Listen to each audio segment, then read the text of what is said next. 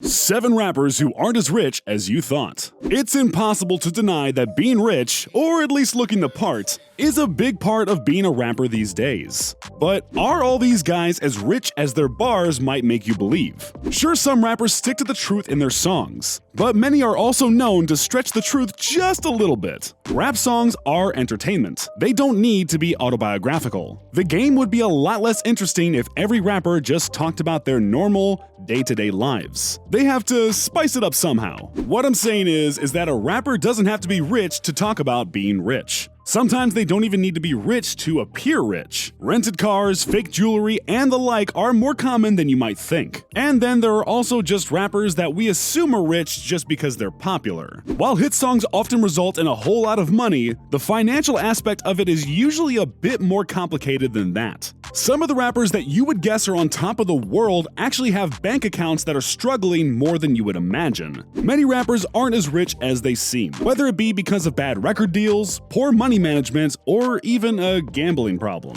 Before I jump into this video though, make sure you like it and don't forget to subscribe to the channel. Now, here are 7 rappers who aren't as rich as you thought.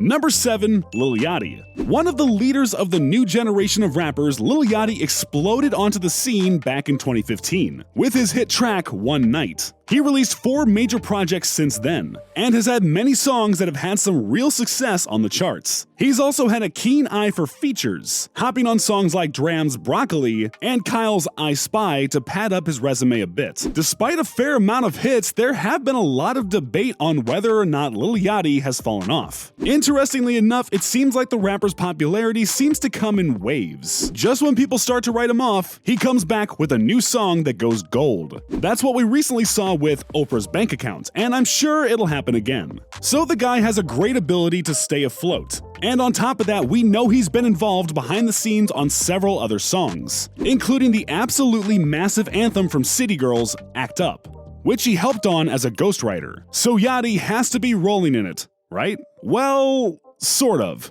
His net worth is pretty solid at $8 million, but that doesn't tell the full story. Back in 2019, Yachty was sued by his jeweler because he owed him $200,000. Apparently, Yachty said to his jeweler, quote, "Bro, if I had it, I would give it to you." Oof. Not the kind of thing you'd expect to hear from a platinum-selling rapper.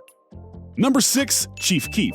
It's hard to overstate just how legendary Chief Keef really is. While he may not enjoy the same mainstream recognition that superstars like Drake and Lil Wayne do, it's inarguable that Keef paved the way for the modern generation of more melodic rappers. He's also had some really huge songs, even if most of them were in the past. But Chief Sosa really is a great example of how popularity and influence doesn't always equate to money. He may have made some great money off of Love Sosa, I Don't Like, and other tracks, but his finances are looking pretty shaky lately. Apparently, he owes $500,000 in unpaid child support, being that he has 4 kids. And court documents indicate that he is only making $13,000 a month. That might sound like a lot to some of you, but that's because it is for most people. But Sosa doesn't live like most people. Just this year, he purchased a Lamborghini Urus, a car that costs $200,000. So that leaves us with 2 options. Either Chief Keef is living far above his means, or his accountant is fudging his numbers and he actually makes more than $13,000.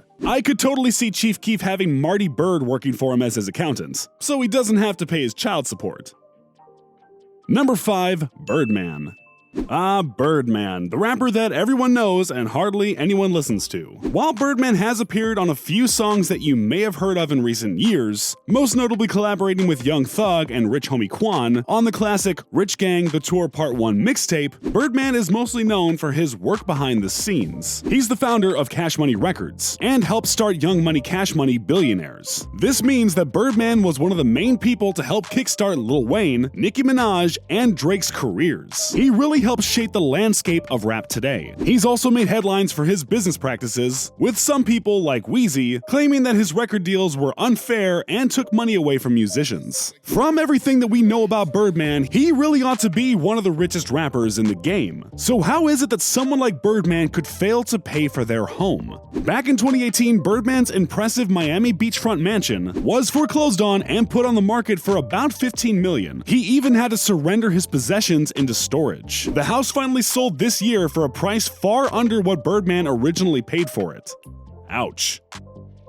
Number 4. Future. Future has been at the top of the game for a long time, and he shows no signs of slowing down. He's released huge album after huge album, collaborated on records with some of the rap's top talent, Young Thug, Juice WRLD, and Lil Uzi Vert to name a few, and started some viral catchphrases. And with a net worth estimated to be around 40 million, it's hard to believe that Future would find a spot on this list. But you have to keep in mind that Future is really the epitome of the modern rapper. He might be rich, but all that he earns is seemingly put back into his image. Rare clothing, expensive cars, and crazy jewelry are all part of a regular shopping spree for Pluto. Could it be that his spending habits are making him appear more financially stable than he really is? Once again, the best place to look here is court documents. His 2020 court documents from a child support case suggest that he is only making $30,000 a month. It's been a few years, but that definitely doesn't add up to the Forbes estimated 2017 yearly earnings of $23 million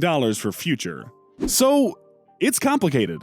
If he's making $30,000 a month, how is he spending $200,000 a month on clothes? As he said in his complex sneaker shopping interview, "Your guess is as good as mine, but I'm going to go out on a limb and say that he makes a bit more than $30,000 monthly. At least I would hope so, with as many hits as the guy has."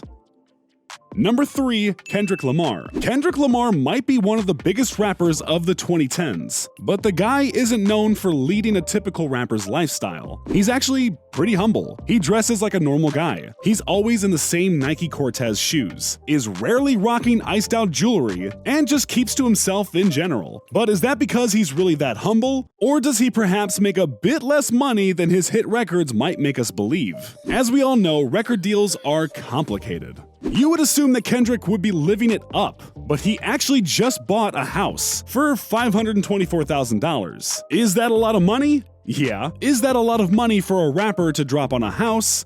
Not really, no. Especially in California, a home at that price is pretty modest. So is this just because Kendrick is really as low-key as he seems? If he doesn't want attention, it would make sense that he would buy a house that lets him just blend in. But it's also definitely possible that Kendrick is in a less than favorable position with his label. He wouldn't be the first artist to take home a meager sum of the money that he actually makes.